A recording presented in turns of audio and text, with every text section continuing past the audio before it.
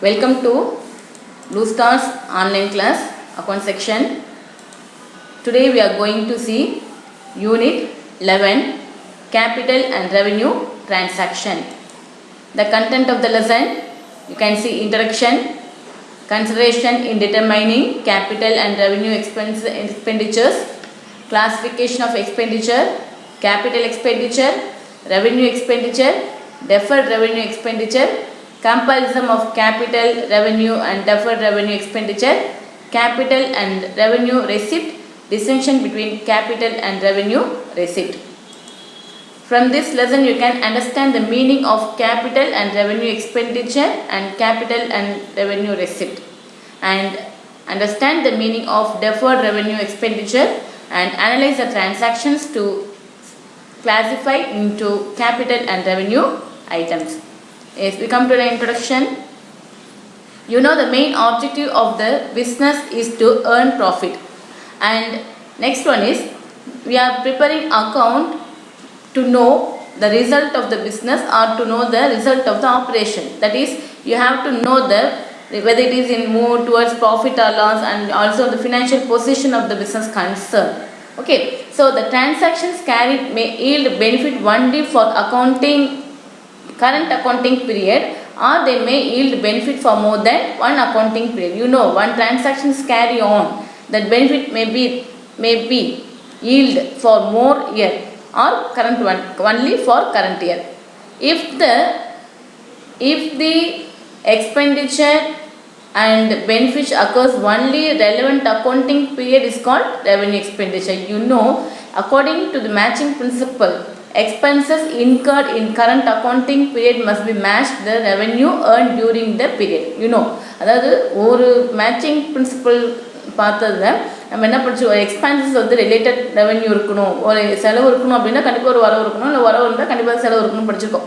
So அந்த கேஸஸில் பார்த்தீங்க அப்படின்னா அந்த மாதிரி பார்த்தீங்கன்னா ஒரு எக்ஸ்பென்சஸ் அப்படிங்கிறது அதோட பெனிஃபிட் வந்து அந்த அக்கௌண்டிங் ரெலவெண்ட் அக்கௌண்ட் பீரியடில் மட்டும்தான் இருந்துச்சு அப்படின்னா அது revenue expenditure. we can say example salaries, rent, ஓகேவா, இதெல்லாம் வந்து அந்தந்த வருஷத்துக்குள்ள செலவு. அந்த பெனிஃபிட் பார்த்தீங்கன்னா அந்த வருஷத்தோட முடிஞ்சிடும், அந்த பெனிஃபிட் வந்து நெக்ஸ்ட் இயருக்கு கேரி ஆகாது. பட் அதே இன்னொன்று பார்த்தீங்கன்னா expenditure benefit extend beyond one accounting period, they are called capital expenditure. ஒரு பெனிஃபிட், தட் இஸ் ஒரு டிரான்சாக்ஷன் நடக்குது, அந்த டிரான்சாக்ஷனோட பெனிஃபிட் அப்படிங்கிறது மோர் தென் அக்கௌண்டிங் பீரியட் 4-5 வருஷத்துக்கு அந்த பெனிஃபிட் வந்துச்சு அப்படின்னா அது என்னவா இருக்கும், that is known as capital expenditure. Okay, to exhibit, that is ஏன் நம்ம பார்க்குறோம் அப்படின்னா to know the true and fair view of position, பிஸ்னஸோட பொசிஷனை ப்ராப்பர்ட்டி பார்க்கறதுக்காக மட்டும்தான் நம்ம இதை பிரிக்கிறோம். ஃபார் எக்ஸாம்பிள், இந்த வருஷத்தோட செலவு நம்ம இந்த வருஷத்துக்கு காட்டும் போது அந்த ப்ராஃபிட் அண்ட் லாஸ் அதில் இன்க்ளூட் ஆகிடும் இல்லையா. ஸோ அடுத்த வருஷத்தோட அந்த பெனிஃபிட் அப்படிங்கிறது அடுத்த வருஷத்துக்கு போச்சு அப்படின்னா அந்த வருஷத்துக்கும் கொஞ்சம் அந்த ப்ராஃபிட் அண்ட் லாஸஸில் கண்டிப்பாக சேஞ்சஸ் கொண்டு வரும்.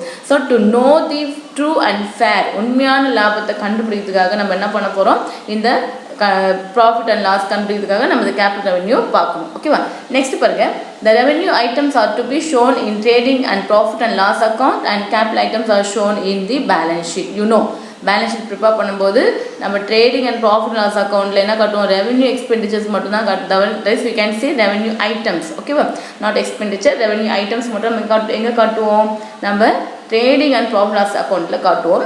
அதே கேபிட்டல் ஐட்டம்ஸ் அப்படின்னு வந்தால் அதை நம்ம எங்கே காட்டுவோம், பேலன்ஸ் ஷீட்டில் காட்டுவோம். ஓகேவா, we are show in the balance sheet.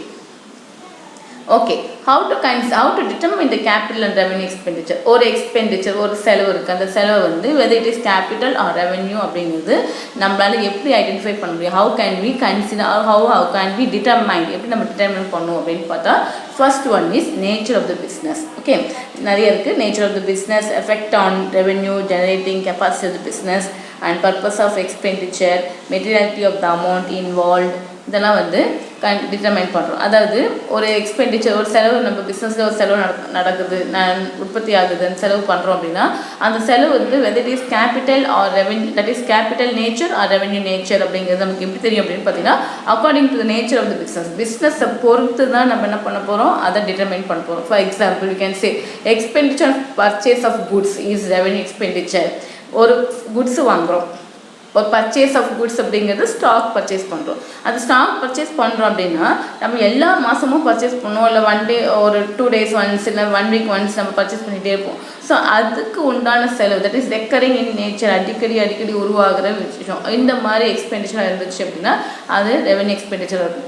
Expenditure on purchase of asset is capital expenditure. அதே ஒரு அசெட் வாங்குறாங்க அப்படின்னா அது என்னவா இருக்கும்? Capital expenditure. வந்து ஃபார் எக்ஸாம்பிள் மிஷினரி, பில்டிங், இதெல்லாம் வந்து ஒரு கேபிட்டல் எக்ஸ்பெண்டிச்சராக இருக்கும். அதே மாதிரி இன்னொன்று பாருங்கள், whether and item of expenditure of goods or asset depend upon the nature of the business. அதாவது ஒரு பிஸ்னஸை பொறுத்த வரைக்கும் தான் அது குட்ஸா இல்லை அசட்டா அப்படிங்கிறத டிசைட் பண்ண முடியும். இப்போது ஃபார் எக்ஸாம்பிள் ஃபர்னிச்சர் ஷாப் இருக்குது. அந்த ஃபர்னிச்சர் ஷாப்பில் ஃபர்னிச்சர் பர்ச்சேஸ் பண்ணாங்க அப்படின்னா அது என்னது? That is a revenue expenditure. ஏன்னா அவங்க என்ன பண்ணுவாங்க, பிஸ்னஸ் பண்ணுறதுக்காக அவங்க வாங்கிட்டே இருப்பாங்க, வித்துட்டே இருப்பாங்க. So it is a revenue expenditure. இதே வேறு ஒரு கன்சர்ன், அதாவது ஒரு இந்த ஃபர்னிச்சர் மார்ட் இல்லாமல் வேறு ஏதாச்சும் ஸ்டேஷனரி ஐட்டம்ஸ் வச்சுருக்க கடையில் ஒரு ஃபர்னிச்சர் வாங்குறாங்க அப்படின்னா அது என்ன ஆகிடும்? கேபிட்டல் நேச்சர் ஆகிடும். ஓகேவா?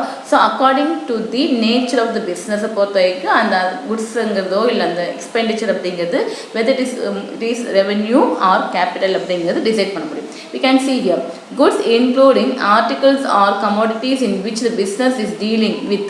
For example, for the trader dealing in furniture, purchase of furniture is revenue expenditure. But for any other trade, the purchase of furniture should be treated as capital expenditure and shown in the balance sheet as asset. Okay. இந்த business இல்லாத, that is furniture மார்ட் இல்லாத வேற ஒரு business கன்சர்னாக இருந்தால் அவங்களுக்கு என்னவா இருக்கும்? இது வந்து கேபிட்டல் நேச்சராக இருக்கும். Therefore, the nature of the business is very important to criteria in classifying expenditure between capital and revenue. ரெவென்யூவா இல்லை கேபிட்டல் அப்படின்னு டிசைட் பண்ணுறதுக்கு நம்ம நேச்சர் ஆஃப் த பிஸ்னஸை தான் நம்ம டிசைட் பண்ணுவோம், இன்க்ளூட் பண்ணுவோம், டிட்டர்மைன் பண்ணுறது. ஓகே, நெக்ஸ்ட் பாருங்கள், effect on revenue generating capacity of the business.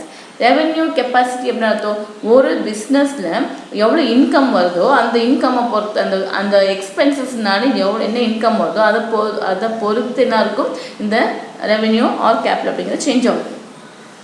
இப்போது ஒரு எக்ஸ்பெண்டிச்சர் ஆகுது, அது வந்து இன்கம் ஆர் ரெவென்யூ அப்படிங்கிறது அந்த கரண்ட் இயருக்கு மட்டும் இருந்தால் அது ரெவென்யூ எக்ஸ்பெண்டிச்சர். இல்லை அந்த எக்ஸ்பெண்டிச்சரோட பெனிஃபிட்ஸ் அப்படிங்கிறது, இன்கம் அப்படிங்கிறது மோர் தென் 2 or 3 இயர்ஸ்க்கு வந்துச்சு அப்படின்னா அது கேபிட்டல் எக்ஸ்பெண்டிச்சர். ஓகேவா? ரெவென்யூ ஜெனரேட்டிங் கெப்பாசிட்டி, அந்த கெப்பாசிட்டி அந்த பிஸ்னஸில் நான் ஃபார் எக்ஸாம்பிள் கேன் சே ஒரு மிஷினரி வாங்குகிறோம், அந்த மிஷினோட வந்து இன்கம் அப்படிங்கிறது ஒரு 2 years, நாட் ஓன்லி 2 years, 20 yearsக்கு இல்லை 15 yearsக்கு வரும். ஸோ அந்த மிஷின் வாங்கினது நமக்கு இன்கம் வந்துகிட்டே இருக்கும். ஸோ அது என்னது? அந்த எக்ஸ்பெண்டிச்சர் என்னவாக இருக்கும்? கேபிட்டல் எக்ஸ்பெண்டிச்சராக இருக்கும். ஓகேவா?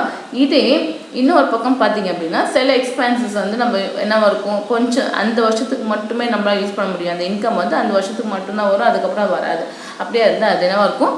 That is revenue expenditure. Purpose of expenditure இன்னொன்று சொல்லலாம், if expenditure is incurred in the normal course of maintenance of the asset. அதாவது நம்ம ஏன் அந்த செலவு பண்ணுறோம், அந்த செலவு பொறுத்து அது கேபிட்டலாக இல்லை ரெவென்யூ அப்படிங்கிறது நம்மளால் ஐடென்டிஃபை பண்ண முடியும், டிட்டர்மைன் பண்ணுவோம். இன்னொன்று பாருங்கள், ஒரு மெயின்டெனன்ஸ் ஆஃப் அசெட் அப்படின்னா ஒரு அசெட்டை மெயின்டைன் பண்ணுறோம். இப்போ ஒரு பிஸ்னஸில் மிஷின் வாங்கியிருக்காங்க, அந்த மிஷினை வந்து என்ன பண்ணுறாங்க? சர்வீஸ் பண்ண போகிறாங்க. அந்த சர்வீஸ் அப்படிங்கிறது என்னவாக இருக்கும்?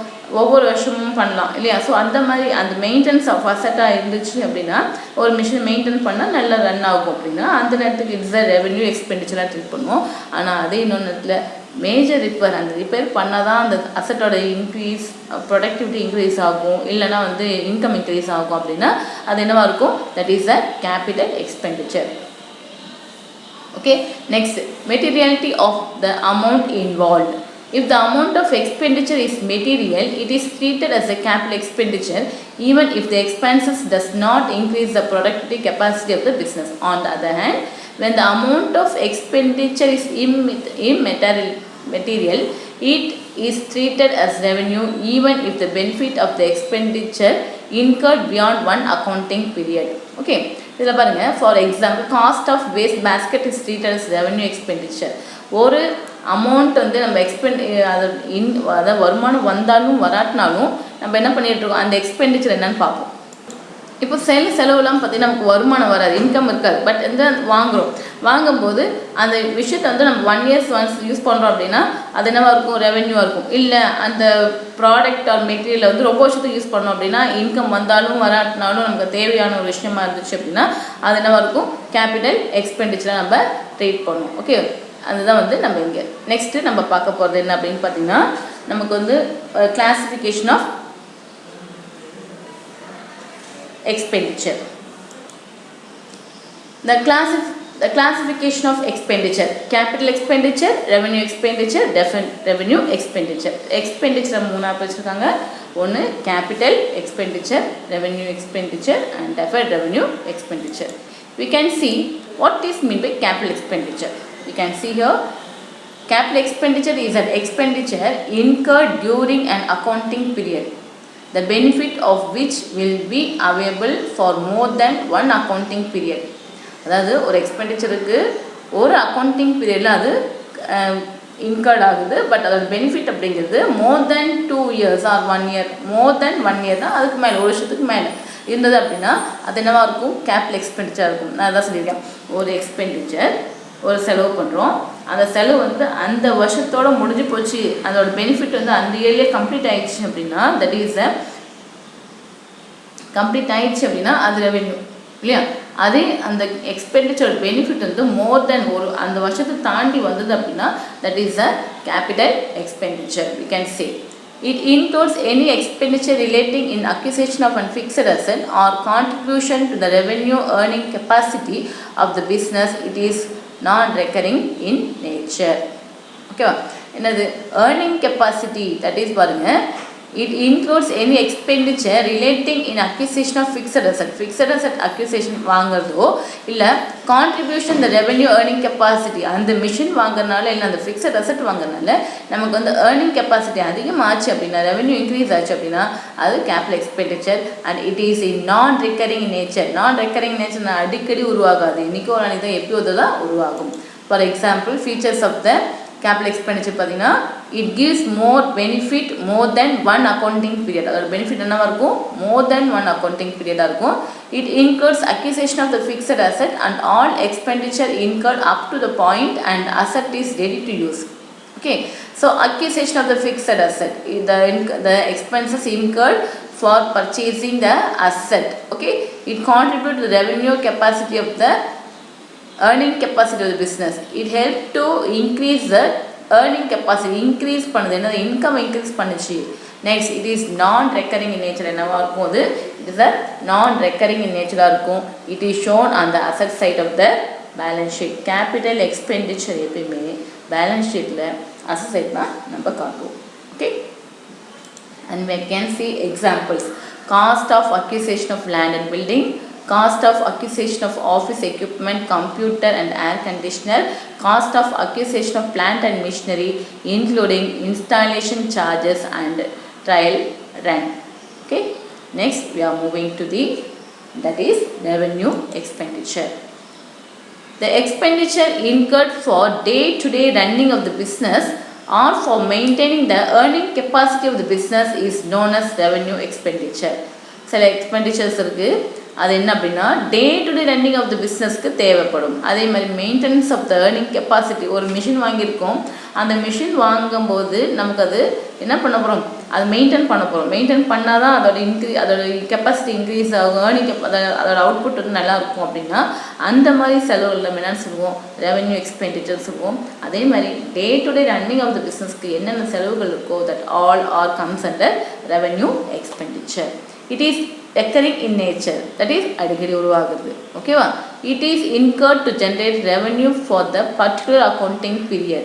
அது என்னது, அந்த அக்கௌண்டிங் பீரியடில் மட்டும்தான் அது ஜெனரேட் ஆகும். The revenue expenditure may be incurred in relation with the revenue or in relation with the particular accounting period. For the particular accounting period, the features of revenue expenditure, we can see it is recurring in nature and it is incurred for maintaining the earning capacity of the business. Incurred, why it is incurred? It is incurred to maintain the earning capacity. அந்த விஷயத்தை செய்யும்போது, அந்த செலவு செய்யும்போது நம்மளோட capacity, that is மிஷினோட capacity என்ன அது மெயின்டெனன்ஸ் பண்ணும்போது கெப்பாசிட்டி இன்க்ரீஸ் ஆகுது. ஏன்னா கெப்பாசிட்டி ஏர்னிங் கெப்பாசிட்டி இன்க்ரீஸ் ஆகுது.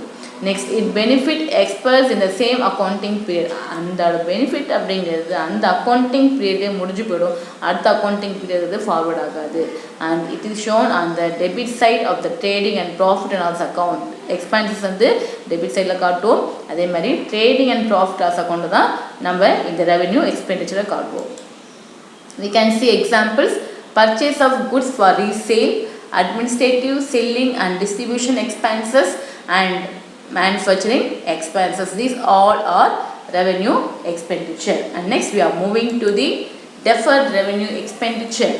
Okay, yes, deferred revenue expenditure, you can see here an expenditure which is revenue expenditure in nature, the benefit of which it is derived over the subsequent period or period is known as deferred revenue expenditure. Okay, the benefit usually occurs for a period or 2 or more years. It is for the time being deferred from being charged changing income. It is charged against income over the period of certain years. இது என்ன அப்படின்னு பார்த்தீங்கன்னா, அது பார்க்கும்போது எப்படி இருக்கும், revenue expenditure மாதிரி தான் இருக்கும். பட் என்னென்னா அதோட பெனிஃபிட்ஸ் வந்து சப்சிக்வெண்ட் நிறைய நாளைக்கு, அதாவது period or periods, that is subsequent period or periods is known as deferred revenue expend. அதோட பெனிஃபிட் அப்படிங்கிறது 2 or more இயர்ஸ்க்கு இருக்கும். ஓகேவா, அந்த மாதிரி இருந்துச்சு அப்படின்னா அது வந்து it is not a capital expenditure, but என்னது ரெவென்யூ எக்ஸ்பெண்டிச்சர் தான். பட் ரெவென்யூ எக்ஸ்பெண்டிச்சர் இருக்குது 2 or more இயர்ஸ்க்கு வந்து அதோட பெனிஃபிட் வந்துச்சு அப்படின்னா அதை நம்ம என்ன சொல்லுவோம், deferred revenue expenditure. We can see the features of deferred revenue expenditure. It is a revenue expenditure, the benefit of which is to be derived over the subsequent period or periods. ரொம்ப நாளைக்கு ஒரு revenue expenditure தான், but revenue எக்ஸ்பெண்டிச்சர்னு சொன்னோம்னா 1 இயர்க்கு மட்டும்தான் அதோட benefits இருக்கும். ஆனால் டெஃபர்ட் ரெவென்யூ அப்படின்னு வரும்போது 1 இயர்க்கு மேலே வரும். ஓகேவா, but it is not a capital expenditure. It is not fully written off in the year of actual expenditure. It is written off over the period of certain years.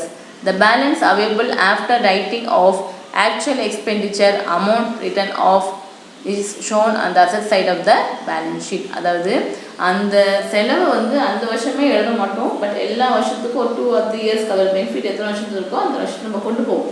Okay, அது ஒரு வருஷம் right of பண்ண மாட்டோம். Subsequent இயருக்கு என்னென்ன எந்தெந்த இயருக்கு அது எத்தனை வருஷத்துக்கு யூஸ்ஃபுல்லாக இருக்கோ அந்த வருஷத்துக்கு நம்ம கொண்டு போவோம். Next example can see considerable amount spent on advertisement, major repair to plant and machinery. அந்த மேஜர் ரிப்பேர் அப்படின்னா நமக்கு தெரியும், ரிப்பேர்னாவே என்ன இருக்கும், தட் இஸ் அ ரெவென்யூ எக்ஸ்பெண்டிச்சர்னு படிச்சிருக்கோம். பட் இங்கே அதே major expenditure that is major repair அப்படின்னாலும் நமக்கு வந்து கேபிட்டல் எக்ஸ்பெண்டிச்சர்னு படிச்சிருக்கோம். இங்கே ரெவென்யூவும் கிடையாது, கேபிட்டலும் கிடையாது. அது நடுவில் அந்த ரிப்பேர் பண்ணனால ஒரு 2 இயர்ஸ்க்கு நல்லா இருக்கும் அந்த மிஷின் அப்படின்னா அது என்ன மாதிரிலும் it's become a revenue, that is deferred revenue expenditure. Okay.